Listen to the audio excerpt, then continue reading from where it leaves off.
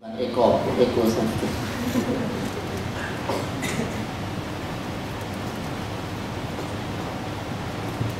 Kalau dulu ini materialistik, anthropocentric, competition based, ini masih kita terapkan.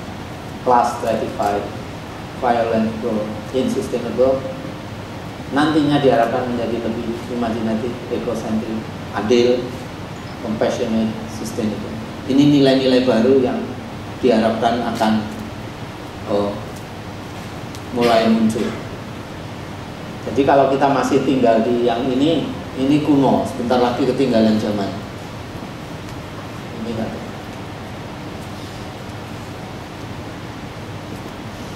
Nah, ini saya senang ini mengutip ini dari Nirmala Nair. Nirmala Nair ini orang India tapi tinggal di Afrika Selatan. Dia membuat tulisan panjang tapi ini saya bagian akhirnya. First, they told my people they were backward and primitive.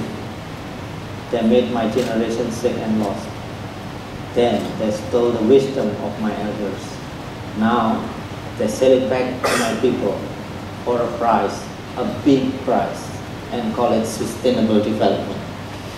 Jadi sebetulnya tentang pemikiran-pemikiran mendasar sustainable development di tradisi kita ada. Cuma kita tidak mengenal lagi.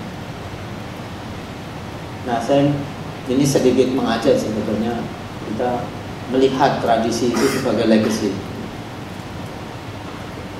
Tapi ini penting, jangan melihat bentuk atau artefaknya, tapi lebih dari spirit atau nilainya yang diwariskan, yang dipesankan itu apa. Bentuknya mungkin sangat sederhana sekali. Kita harus bisa membaca nilai universalnya. Jadi bukan pemikiran yang etnosentrik zaman dulu, tapi apa sih sebetulnya sumbangan untuk dunia ini? Karena dunia sedang dalam masalah. Jadi nilai universalnya yang kita cari. Tentang keakraban, penghargaan pada alam, wujudnya bisa sangat sederhana dan kita bisa mewujudkan yang lebih canggih lagi. Kita lebih melihat space, bagaimana memungkinkan orang berinteraksi.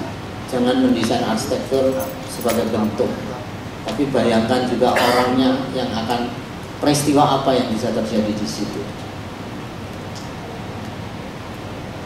Juga bahan, craftsmanship, keahlian-keahlian lokal, itu saya kira sangat bernilai. Juga nilai tentang keselarasan hidup. Hidup tidak kemudian memaksa, merubah untuk yang kita, tapi kita lebih beradaptasi. Juga kesederhanaan tapi secara sukarela. Sederhana, tidak terpaksa. Penting juga untuk merawat nilai-nilai kebersamaan. Karena masyarakat kita sudah sangat terfragmentasi. Kalau itu kemudian lebih parah lagi, kita nggak bisa ngomong tentang cita-cita bersama. Perlu juga mengembangkan diri dari dalam, bukan merubahnya dari luar, tapi kita menyadari apa potensi yang di dalam. Saya kira penting juga untuk melihat lagi nilai rasa ini. Yang ini mungkin orang yang modern yang sangat rasional, kita juga punya kepekaan pada itu lagi. Misalnya ini kalau lihat ini ada bentuk, tapi ini sebetulnya prinsip utamanya menurut saya, sambungan kayu ini rentan kalau air ya, kena air dan bisa lapuk gitu. Jadi semua bentukan ini pada dasarnya mencegah supaya air ini tidak sampai di sini. Nah, ini bisa dikasih ukiran apapun, silahkan saja gitu, tapi prinsip itu begitu. Ini juga begitu, dikasih begini supaya menghambat air di sini. Ada yang lolos di sini, dicegat di sini, lolos lagi dicegat di sini. Pokoknya ini yang harus dilindungi seperti itu. Nah, ada banyak prinsip-prinsip seperti itu di teknik-teknik yang tradisional. Atau ini joglo, limasan, variasinya banyak sekali. Ada yang batangnya 2, ada yang 3, ada yang tumpang sari, ada yang ini kenapa ini melintang seperti ini. Ini ada logiknya, jadi bukan bentuk, tapi bagaimana konstruksi yang bisa tahan terhadap gaya lateral seperti itu. Jadi sistem balapnya dibuat tidur seperti ini. Ini menarik itu. Juga prinsip-prinsip seperti cross ventilasi dan apa itu, saya kira itu masih besar. Dan juga ketropisan. Ketropisan ini sekarang menjadi seperti nggak laku, out of date. Karena jadi arsitek gampang sekali sekarang. Buat box. Kalau sumpek kasih AC. Kalau gelap pasang lampu. That's it. Jadi sebagai arsitek, you can do whatever you want. Bentuknya as you wish. Tapi apa begitu ya? Rasanya enggak juga.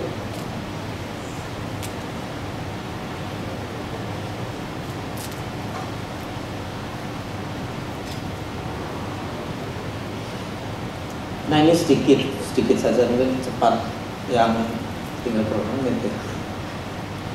Yang saya hanya meneruskan sebetulnya spirit itu untuk berdamai dengan alam, dengan yang tadi.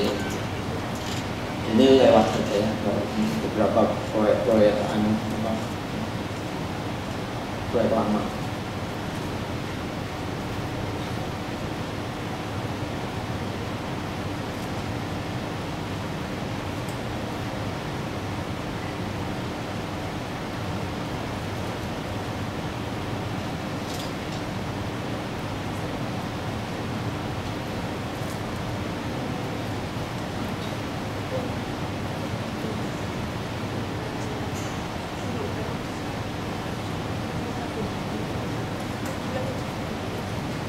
Nah ini quotation yang menarik dari Igor Stravinsky. Everything that is not tradition is plagiarism. Saya setuju di sana. Nah satu lagi saya ingin cerita tentang satu, mungkin sudah banyak yang tahu. 2006 27 Mei Jogja digoncang gempa. Relatif sebetulnya tidak terlalu keras, 5,9 skala Richter, tapi karena hampir 1 menit goyangnya itu jadi banyak yang hancur. Ketika kita melihat ini biasanya orang, wah itu kasihan sekali ya seperti itu. Tapi saya ingin menunjukkan ada bangunan fisik dan ada bangunan sosial. Nah bangunan sosial itu tentang nilai-nilai. Kalau kita melihat rumahnya memang hancur, tapi bangunan sosialnya enggak, kebersamaan, pengetahuan, cita-cita, keterampilan itu masih ada gitu. Dan itu yang membuat mereka bisa recover dalam waktu yang cepat gitu. Mereka bisa bangkit lagi ya. Nah ini berapa? 55 orang ya, saling tolong menolong gitu, membangun rumahnya dalam 3 bulan mereka menyelesaikan 65 rumah dengan tidak dibayar, bantu tetangganya gitu. Nah semangat ini menurut saya sangat penting. Ini yang membuat tradisi itu bisa bertahan dan berkembang.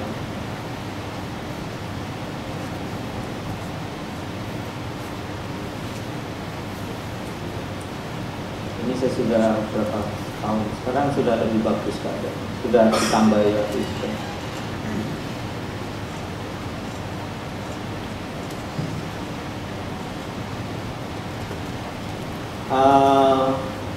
Ini catatan akhir, refleksi.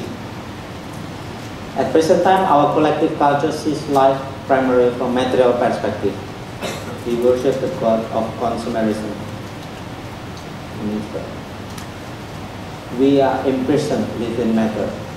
We have forgotten the symbolic and sacred meaning of the outer world, alienated from our soul. We have alienated creation from its deeper meaning. And because we have denied the world, its divinity, it is slowly dying. Jadi kita melihat karena terlalu rasional, terlalu yang fisiknya saja, kita kurang tahu bahwa spirit, bahwa kita lagi-lagi kita hadir di dunia ini bukan kebetulan, bukan hadir karena keisengan seseorang, tapi we are on a mission. Yang itu yang harus ditemukan. Kalau enggak, ngapain sih di dunia ini? We have problem. The world is dying. It is not supposed to be like this. I am convinced that human beings are not meant to sit looking at a flickering screen 10 hours a day pressing buttons. Ini yang sedang kita lakukan. Human beings are so extraordinary. They are full of life. They have this divine intelligence. They are not meant to live in a sacred way. They are meant to live in a sacred way, not spend their life looking at the flickering television or computer screen. That's not what we were created for. Refleksi untuk kita sekarang.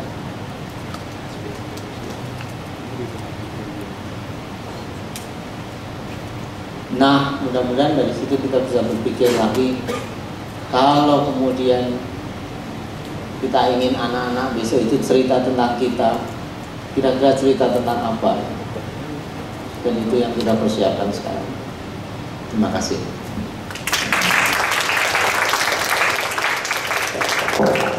Terima kasih Pak Eko. Saya pikir ada satu pertanyaan yang sifatnya mungkin reflektif buat kita semua ya, sambil mungkin nanti kita dengarkan bicara lain. Satu pernyataan bahwa arsitektur itu sebenarnya sebuah tujuan atau sebuah media. Saya pikir ini pertanyaan penting dan mungkin kita pikirkan bersama gitu. Pada saat kita merancang atau membuat suatu karya yang disebut arsitektur itu sebenarnya buat siapa dan apa itu. Kadang-kadang kita terjebak, ya ini masalah tadi menarik ya, makanya ada anthropocentric, ada ecocentric gitu ya. Tapi sebenarnya sekarang mungkin ada satu lagi egocentric. Apakah untuk arsiteknya atau untuk yang menggunakan arsitekturnya? Ya ini mungkin sekedar renungan yang kita pikirkan bersama. Kita lanjut aja ke pembicaraan kedua. Oh ya, saya pikir tadi di luar pas makan siang ngobrol-ngobrol sama Pak Gede, tiba-tiba bilang, wah ini bisa jadi bocoran nih buat yang ikut lomba Intaran gitu ya. Tiba-tiba jurinya di sini, yang buat lombanya di sini gitu. Udah gitu presentasinya isinya soal rumah kayu semua. Tadi saya pikir, wah ini ntar disangka AKM ya. Ya nggak tahu, mudah-mudahan kalau menang juga salah jadi ya. Nggak, bercanda. Ya oke, kita panggilkan saja bicara berikut Pak Gede Kresna. Beliau lahir tanggal 15 Agustus 1974, menyelesaikan pendidikan menengahnya di Buleleng, Bali Utara. Setelah menyelesaikan pendidikan arsitekturnya di UI, sempat beberapa lama bekerja di Jakarta sebelum memutuskan kembali tinggal di Denpasar, Bali tahun 2004. Lalu tahun 2008 kembali berarsitektur dengan membuat rumah-rumah bermaterial kayu-kayu bekas untuk rumah tinggal, villa, bahkan resort yang tersebar di beberapa tempat di Indonesia hingga mancanegara. Sekarang Pak Gede ini memutuskan tinggal di sebuah desa bersama Desa Bengkala di Bali Utara dan mendirikan Rumah Intaran pada tahun 2012. Ini lebih karena keyakinannya bahwa desa bisa lebih membuka ruang untuk memerdekakan kreativitas. Menarik. Hingga saat ini Rumah Intaran adalah sebuah workshop sekaligus kantor di Buleleng yang menjadi semacam laboratorium arsitektur kayu yang banyak dikunjungi oleh mahasiswa maupun praktisi arsitek dari seluruh Indonesia, bahkan dari mancanegara. Silakan Pak.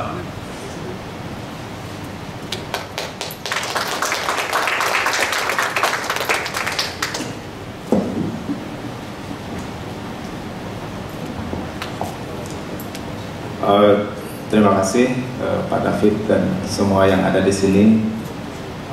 Saya mungkin akan bercerita sedikit tentang lebih banyak tentang apa yang kita lakukan di Bali, di desa, di Rumah Intaran yang disebutkan tadi. memberikan judul mewariskan jejak-jejak alam, karena di sini saya harus bicara tentang warisan ya. Dan ketika pertama kali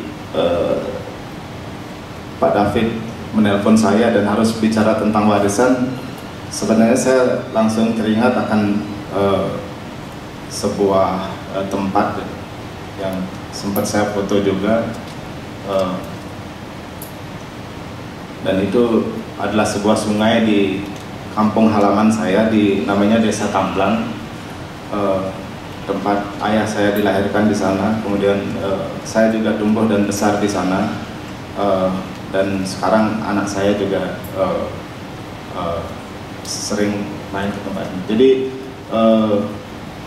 kebetulan ini juga ada di sebuah catatan kecil. Saya nyebut ini paspor ya. Ini sebenarnya panduan untuk anak-anak magang yang ada di kantor saya gitu.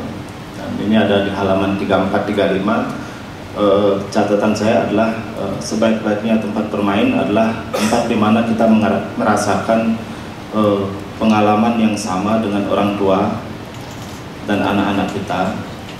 Tempat di mana tidak ada perubahan adalah sebesar-besarnya pembangunan kualitas yang berhasil kita lakukan. Jadi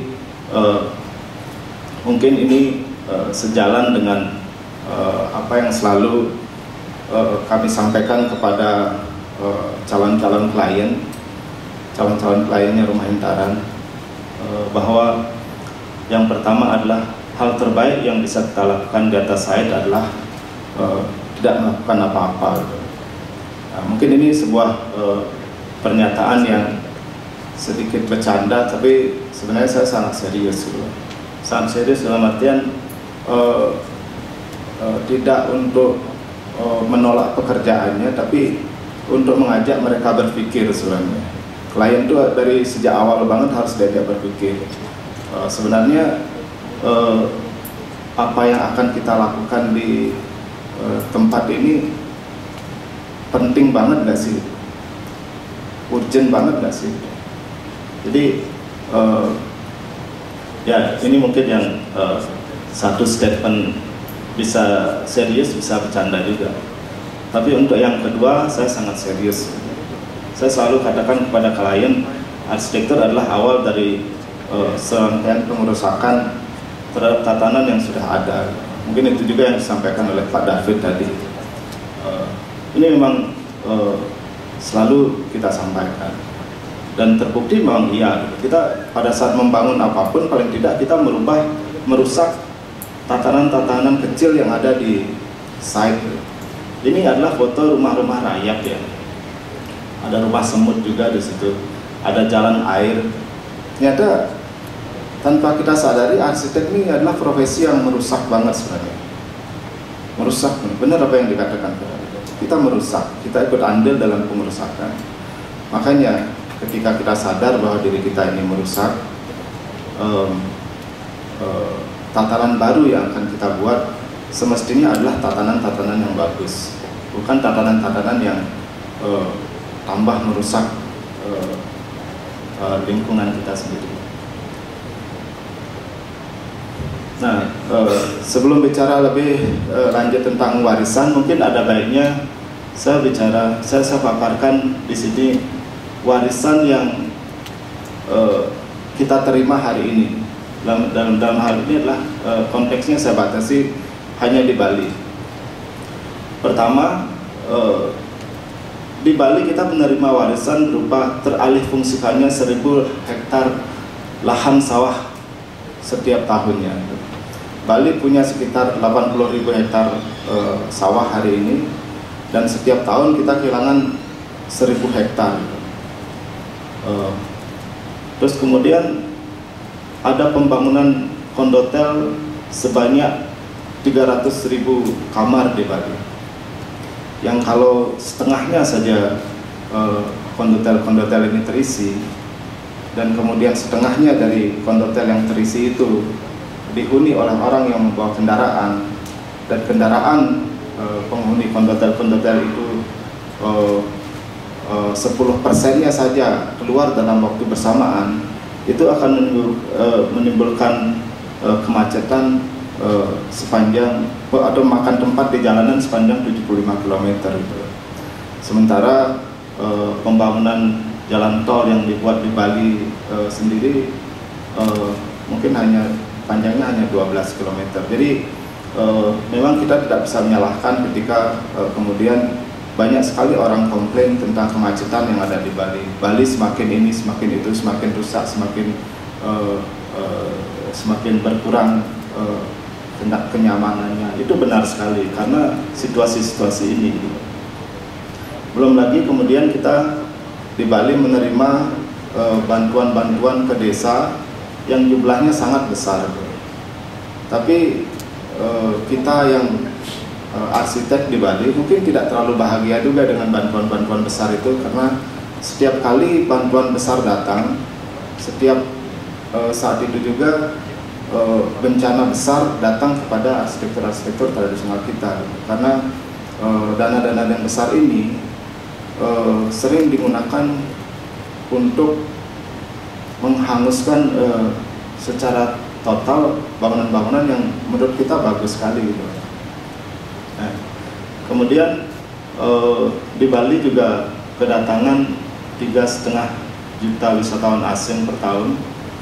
Terus warisan terakhir yang saya catat, mungkin biar tidak terlalu banyak, masyarakat Bali saat ini hidup di dalam dua norma.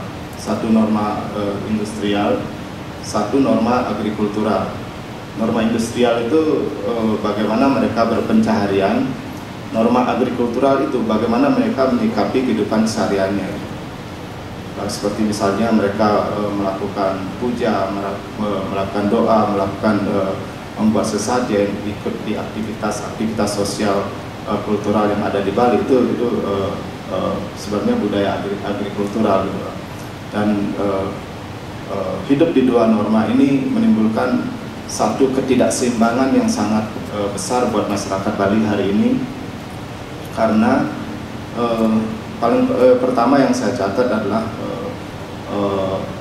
kalau dunia industrial itu menuntut masyarakat untuk punya waktu 25-26 hari setiap bulan, sementara dunia agrikultural kita sebenarnya hanya menyediakan waktu 14,6 hari dalam sebulannya, karena masyarakat Bali itu banyak sekali punya aktivitas sosial sebenarnya. Jadi setiap bulannya orang Bali yang tinggal di Bali itu ketinggalan sekitar 10-11 hari dibandingkan dengan orang luar yang tinggal di Bali. Jadi ini sebenarnya berpengaruh besar juga terhadap daya saing, terjualnya aset masyarakat kepada orang luar. Itu banyak sekali pengaruhnya, dan tentunya itu berimbas pada arsitektur juga. Nah, saya sebagai arsitek yang kebetulan berasal dari Bali dan tinggal di Bali, berusaha menyikapi. Dan penyikapan awal saya adalah satu, kita punya pantangan untuk tidak membangun di atas tanah sawah, karena dasarnya budaya Bali adalah budaya agrikultural, dalam hal ini budaya pertanian basah. Nilai-nilai yang kita terapkan hari ini juga nilai-nilai agrikultural, dan ketika 1.000 hektar lahan teralih fungsikan setiap tahunnya, sebenarnya kita sedang mempersempit ruang gerak kita, ruang kita untuk bergerak dan berkehidupan sebenarnya, dan itu pasti akan berpengaruh dalam mempengaruhi bagaimana kehidupan kita nantinya. Tapi sebagai seorang arsitek, saya memandang profesi apapun sama pentingnya ya. Arsitek punya swadharma maning untuk membangun. Kita tidak bisa ketika kita mengatakan bahwa kita tidak bisa membangun apa-apa, terus kemudian kita merusak, tapi itu kemudian membuat kita untuk tidak membangun. Tidak seperti itu juga, karena setiap orang dilahirkan